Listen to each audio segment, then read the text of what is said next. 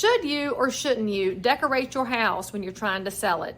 Now, I will tell you that after 25 years of full-time real estate, I have seen all kinds of decorated houses. I have seen some that are very tasteful and toned down, and I have seen some that are the light display in the yard where you tune your car radio to a channel and you watch all the lights dance.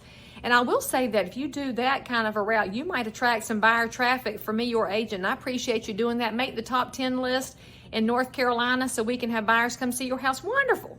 But I want you to remember this. If you're the person who goes over the top, it could be that your buyers can't see the house because they're too distracted by the decorations. It's the same reason we ask you to professionally stage a home before you sell it, so that a buyer doesn't get distracted by your stuff. Because even if your stuff is super nice, super planned out, it's not theirs. And we want the buyer to come into the house and be able to see themselves there.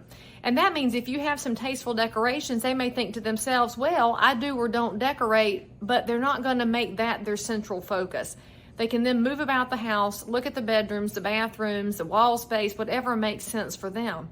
Now, I'll also point out in the Charlotte area, especially here in Concord, we are definitely a melting pot of people from all over the place. It's one of the coolest parts about living here. And so everybody does not share my faith tradition. I'll also say this. I've never had a buyer who has something different than me who got upset by it. They also have said, hey, my house may look different than yours. We celebrate different holidays. It's all about the level that you go to.